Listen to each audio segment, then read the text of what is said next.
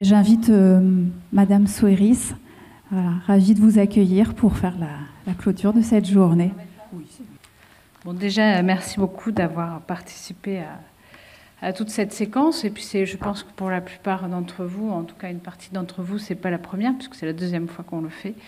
Donc, j'imagine qu'il y a un petit suivi de la part de vous, parce que ce que je sais aussi par expérience, c'est que c'est toujours les mêmes, en fait, qu'on retrouve. Mais non, mais c'est comme ça. De même qu'en politique, on nous retrouve toujours avec Jean-Luc. Voilà, c'est pas un hasard non plus. Hein, donc, tant mieux et pas tant mieux. Tant mieux parce que ça veut dire que du coup, il y a un noyau constitutif de vraiment d'avancer. Et puis, dommage parce qu'il faudrait que ça s'agrandisse, le cercle, en fait. En réalité, il y a une question dont vous avez parlé d'ailleurs de réseaux à construire. Et ces réseaux, ils sont évidemment communautaires à plein de titres, hein, communautaires interprofessionnels, communautaires dans les pratiques et même dans les micro-pratiques, si j'ai bien compris. Enfin, en fait, celui qui fait du slam ne se reconnaît pas forcément dans le voisin. Enfin, bon, donc, il y a vraiment un tissage fin à organiser sur tous ces réseaux à construire. Et puis, il y a aussi de l'inter-réseau à faire qui comprend également la police, les pompiers, la protection civile, les politiques, des gens qui n'accompagnent pas proprement parler, qui sont plus loin, mais qui parfois sont plutôt des facteurs contrevenants aux soins et une certaine forme de prise en tâche plutôt qu'une aide. Et donc c'est pas forcément parce qu'ils le souhaitent, hein, d'ailleurs eux-mêmes. Hein, quand un pompier ne cherche pas à être contrevenant, il cherche à aider. Mais le fait est qu'on ne va pas forcément l'appeler parce qu'on se demande si il ne va pas appeler la police. D'ailleurs, on a raison de le penser. Il va appeler la police.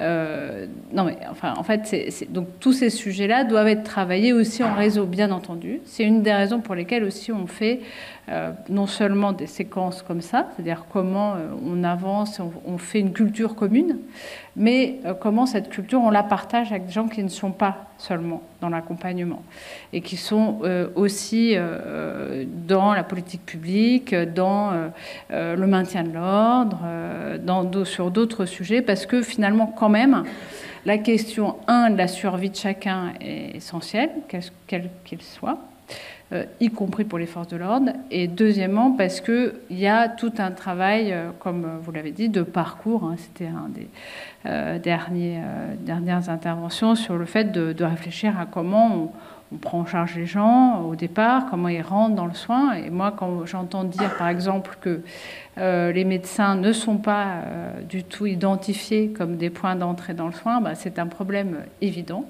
Donc il y a ceux et celles qui sont là aujourd'hui, et ceux et celles qui ne sont pas là et qu'il va falloir faire venir, en fait. Donc ça aussi, c'est quelque chose que j'apprends dans ce que vous dites. C'est qui sont ce que vous êtes en train d'identifier, qui sont les personnes qui devraient pouvoir être là. Pas tout le monde. Hein. Après, c'est comme dans la lutte contre le VIH, tous les médecins se sont pas mis à devenir des spécialistes, mais un certain nombre, et plus qu'actuellement, ce serait bien. Nos centres de santé, évidemment aussi. Les centres de santé sexuelle, qui devraient être, vous ne les avez pas nommés, mais je me dis que quand même, ça devrait être des points d'entrée. Et le fait qu'ils ne soient même pas nommés, là, vous avez nommé les médecins qui n'étaient pas là, mais vous n'avez pas nommé les centres de santé sexuelle, ou alors je ne les ai pas entendus peut-être. Mais voilà, ok. Mais en tout cas, l'objectif dans les centres de santé sexuelle, c'est aussi de pouvoir, comme du coup, il y a une approche multiple et pas donc. Ça devrait être, en tout cas le devenir. Ça me fait penser, puisqu'on est en train petit à petit de rentrer dans cette perspective de changer nos CGID et nos plannings en centre de santé sexuelle vraiment beaucoup plus interprofessionnels, que ça devienne aussi, qu'on le réfléchisse pour que ça puisse être des points d'entrée. C'est le moment. Hein, donc ça, tout ça, c'est évidemment une réflexion à avoir. Les CMS, évidemment. Vous n'avez pas cité non plus spécialement l'hôpital comme point d'entrée. Je ne sais pas si c'était volontaire ou involontaire. Mais en tout cas, l'hôpital, c'est aussi un point d'entrée aussi, parce que c'est les urgences, aussi parce qu'il y a des services, soit d'addictos, soit de tout ce qui est infection sexuellement transmissible. Enfin, en tout cas, il devrait y avoir aussi des portes d'entrée par l'hôpital. Donc, ça veut dire quoi quand j'entends tout ce que vous... Enfin, pas tout, parce que je n'ai pas tout entendu, mais en tout cas, votre institution, c'est que je me dis qu'il y a aussi un travail peut-être plus fin à faire de formation et d'information auprès de certains professionnels qui ne sont pas encore là. Donc ça, c'est une première chose qui me semble très importante. Bon, la deuxième chose, évidemment, c'est le fait de pouvoir créer ce que... peut-être des groupes de parole, des communautés, enfin, de permettre en tout cas ces espaces que vous avez nommés, qui peuvent être des espaces de parole en micro-communautés, qui ne sont pas forcément...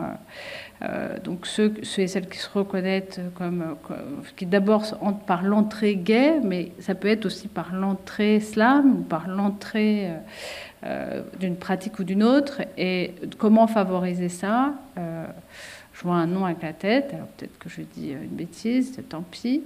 Mais en tout cas, réfléchir comment on peut faire des entrées de ce type-là de manière à les favoriser. Alors, vous avez parlé du fait que le fait d'avoir des groupes plus physiques que virtuels, je l'entends aussi. Donc, voir comment on peut le faire. On peut faire une entrée virtuelle et puis après voir comment les gens peuvent se rencontrer pour de vrai.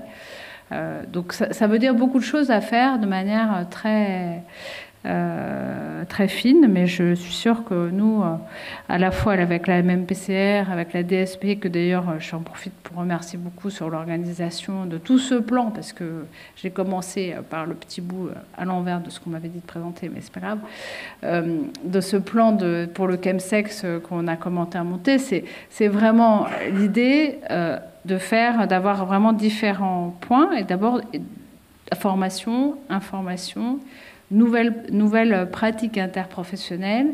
Vous avez parlé du politique en disant il faudrait dépénaliser. Alors ça, moi, je ne peux pas dépénaliser personnellement. Sinon, je le ferai. Mais en revanche, ce qui est sûr, c'est qu'on peut travailler avec les institutions de la sécurité, de l'intérieur et des autres pour essayer de construire des pactes de non-agression. Ça, c'est possible. Et ça doit être construit autour du chemsex, comme ça a pu être construit sur d'autres sujets en matière de RDR, en particulier dans les salles de consommation à moindre risque. Mais c'est un autre sujet. Donc, en tout cas, c'est important aussi de le voir. Donc, vous voyez, on a encore beaucoup de travail à faire, nous comme vous. Peut-être nous encore plus, mais enfin c'est comme ça. Mais on va continuer ensemble. Et je sais que grâce aussi à Jean-Luc Romero, avec qui on tient tous les deux vraiment à continuer. Et je le répète, grâce à la MMPCR qui fait un travail depuis le début absolument extraordinaire, parce qu'en fait on est quand même les seuls en France à faire ça. Et je vous en sais gré, parce que sans vous, on ne pourrait pas le faire. Donc, je le dis. Mais ça n'est pas que grâce à vous, c'est aussi grâce à vous, là, qui êtes dans cette salle. Et on ne pourra aussi le démultiplier que si ça se fait aussi avec les chemsexeurs et avec la communauté de chemsexeurs. C'est complètement sûr. Ça aussi, c'est quelque chose qu'il va falloir travailler ensemble. Donc, voilà, je vais m'arrêter là, parce que je ne veux pas prendre plus de temps que ça. Mais en tout cas, je voudrais vous remercier encore une fois d'être présent. Je voudrais vous dire à l'année prochaine sur ce format-là, mais en l'attente de cette année prochaine, on va faire des tentatives. D'abord, nous, avec Jean-Luc Romero, nous allons continuer de rencontrer les différentes institutions. On en a vu un certain nombre de la protection civile, les pompiers. Donc, ce qu'on voudrait voir là bientôt, on va voir le préfet de police. Enfin, on essaie de voir toutes les institutions de manière à pouvoir aussi construire à la fois ce pacte de non-agression et ce réseau d'institutions et interinstitutionnels pour pouvoir à la fois répondre aux urgences de manière efficace et à la fois faire de la prévention, comme vous l'avez dit. C'est-à-dire prévention, c'est-à-dire entrer dans le soin, être suivi et le fait que les gens arrivent à prendre en charge et à gérer cette histoire-là. Je vous remercie beaucoup.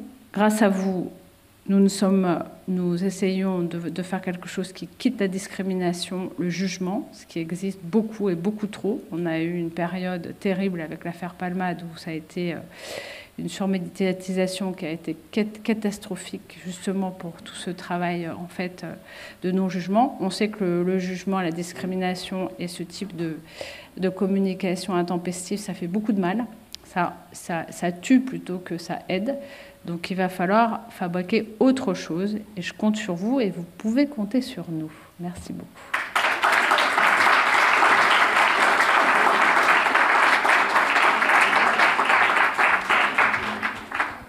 Merci Madame Soueiris. Merci à vous toutes et tous pour cette journée très riche et enthousiasmante pour la suite. Voilà, nous vous donnons rendez-vous l'année prochaine parce qu'on a envie que ce rendez-vous soit annuel. En attendant, pour celles et ceux qui ont envie de continuer à contribuer à la réflexion et peut-être à la construction de la journée de l'année prochaine, on vous invite à participer au groupe de travail. Si vous êtes intéressé, n'hésitez pas à revenir vers moi. Je vous inclurai dans la boucle d'invitation. On a 3 groupes de travail très dynamiques qui se réunissent assez régulièrement et avec lesquels on travaille beaucoup. On essaye d'être efficace et c'est très convivial. Je vous invite pour que l'année prochaine, la journée soit encore plus en attente avec vos besoins, à répondre au questionnaire d'évaluation. Ça nous sera très instructif. Voilà. Merci beaucoup.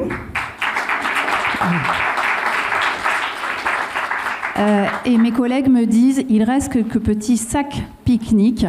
Si vous voulez vous servir, bien évidemment, pour vous-même ou vos proches ou peut-être des personnes qui en ont besoin autour de vous. N'hésitez pas pour éviter.